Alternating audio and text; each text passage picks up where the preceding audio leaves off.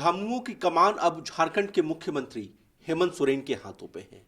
विपक्ष इसे परिवारवाद का जीता जागता उदाहरण बता रहा है, तो वहीं झारखंड मुक्ति मोर्चा का दो टूक कहना है कि अब पार्टी की कमान युवा हाथों में है और साथ ही साथ अनुभव का भी लाभ, यानी कि गुरुजी का भी जो अनुभव का लाभ है वो भी मिलेगा, यानी कि एक तरह से 2 in 1। और ऐसे में पार्टी को धार और ज्यादा मिलेगी। लेकिन इन सब के बीच पार्टी के नेता, कार्यकर्ता और यहां तक कि सरकार में जो मंत्री हैं वो क्या सोच रहे हैं, आइए बात करते हैं। सीधे हमारे साथ मौजूद है झारखंड सरकार के पेयजल एवं स्वच्छता मंत्री योगेंद्र प्रसाद जी, उन्हीं से समझते हैं।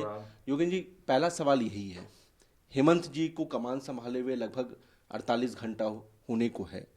इस 48 घंटे में जो हमने देखा कि वो पार्टी के ऑफिस भी गए, कार्यकर्ताओं के साथ बातचीत किया, केंद्रीय कमेटी की लिस्ट भी जारी हो गई और फोटो भी सार्वजनिक होने शुरू हो गए। वो ने अपने पार्टी के नेताओं से मुलाकात कर रहे हैं। ये तमाम चीज़ें जो हो रही हैं, इसको किस तरह से आप लोग देख रहे हैं? देखिए, आपने देखा होगा कि 13वां अधिवेशन अपने आप पर एक उदाहरण था। जिस तरह से लोगों के डेलीगेशन के और डेलीगेशन जो वहाँ उपस्थित थे, जिस तरह से उत्साहित थे, जितनी ऊर्जा दिखाई पड़ रही थी और जितने बेहतर रूप से कार्यक्रम का संचालन हुआ, और उससे बड़ी बात की जहाँ 13वें अधिवेशन में आदरणीय कार्यकारी अध्यक्ष जो पूर्व में थे उनको जिम्मेदारी दी गई अध्यक्ष की, तब जाकर के हाउस का उत्साह देखने योग्य था। और डेलीगेशन के द्वारा जो चयन किया गया है, तो निश्चित तौर पर पार्टी के लिए और राज्य के लिए, दोनों के लिए हेमंत बाबू मील का पत्थर साबित होंगे। पहले दिन 48 घंटा बीता भी नहीं था और पहले दिन पदभार ग्रहण करने के साथ ही, पार्टी के अध्यक्ष बनने के साथ ही, देखिए आम जनता से सहज और सरल रूप से अपने आवास में मिल रहे थे, पार्टी कार्यालय भी पहुंचे और निश्चित तौर पर पार्टी का जो विजन है, पार्टी का जो विचारधारा है और पार्टी के नीति और सिद्धांत को 100% धरातल में उतारने का काम करेंगे और पार्टी का विस्तार भी होगा। और बेहद लोग राज्य के आवाम के साथ साथ अन्य राज्यों के आवाम, पार्टी के समर्थक बेहद खुश हैं कि बेहतर निर्णय हुआ है और निश्चित तौर पर पार्टी बहुत आगे जाएगी। लेकिन आपके विरोधी दल के जो नेता हैं, खासकर मैं बीजेपी की बात कर रहा हूँ, वो तो ये कह रहे हैं ये तो स्क्रिप्टेड था, इसमें खबर क्या है? ये तो सबको पता था कि शिबू सोरेन जी के बाद हेमंत सोरेन जी। ये परिवारवाद का वो ये कह रहे हैं कि एग्जाम्पल है, अगर इतना ही हिम्मत था तो क्यों नहीं पार्टी में किसी ओबीसी को या दूसरे कास्ट के नेता को या किसी भी ऐसे व्यक्ति को जिन्होंने वर्षों समर्पण भाव से काम किया, उन्हें अध्यक्ष बना देते।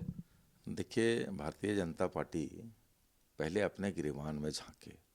जो आरोप लगा रहा है, पेट में दर्द हमारा है, दवा लेने के लिए वो आतुर है। पूरे हाउस, पूरा डेलीगेशन, इवन कि झारखंड, बंगाल, उड़ीसा, छत्तीसगढ़, यूपी, इन सारे डेलीगेशनों ने एक स्वर में 4,500 प्रतिनिधि के बीच में एक स्वर में प्रतिनिधियों ने कहा, हेमंत बाबू को समर्थन दिया। तो फिर इसमें परिवारवाद की कहाँ बात है? उस समय तो कोई विरोध का स्वर उभर कर नहीं आया।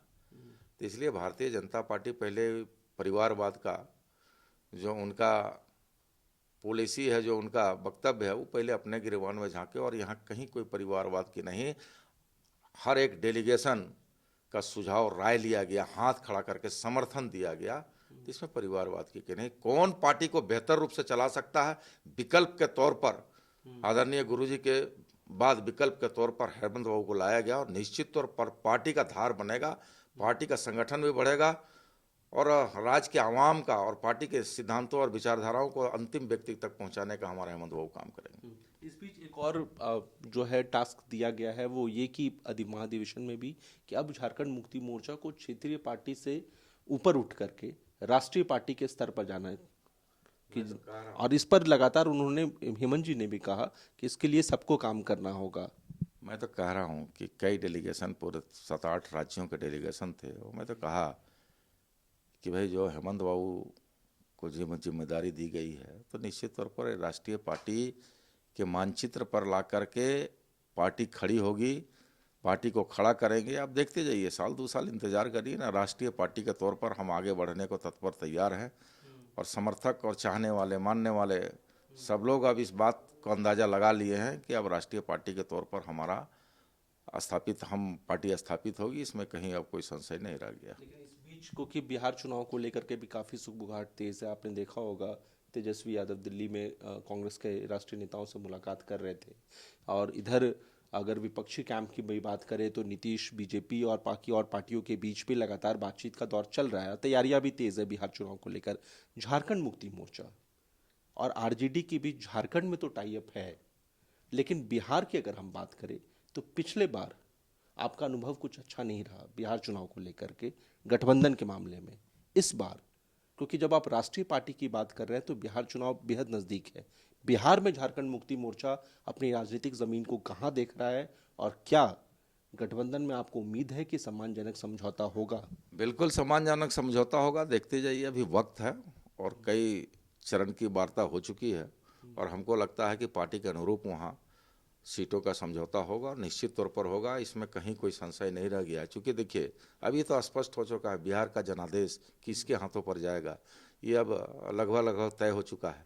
जिस तरह से वहाँ एनडीए के लोग जिस तरह से अपने विचारधाराओं से भटक करके, अपने नीति, अपने चुनावी मुद्दों से भटक करके जिस तरह से अब राज्य के लिए वहाँ बहुत कुछ नहीं हो पाया, तो निश्चित तौर पर अब आस लगाए हुए है, हमारे गठबंधन की ओर आस लगाए हुए, और वो आशा के अनुरूप जनता जनमत देगी और हम लोग फिर उसमें आगे काम करेंगे। तो चलिए, बिल्कुल आप सुन रहे थे योगेंद्र प्रसाद जी को, जो साफ कह रहे हैं कि ये जो पार्टी के भीतर जो फेस चेंज हुआ, यानी कि एक तरह से हेमंत जी को जो नई जिम्मेदारी मिली है, इसके बाद पार्टी में और धार आई है, और आने वाले दिनों में कई राज्यों में जो चुनाव है वहाँ भी झारखंड मुक्ति मोर्चा अपनी मजबूत उपस्थिति दर्ज कराएगी। अपने सहयोगी प्रभात के साथ मनीष मेहता, 99 न्यूज़, रांची।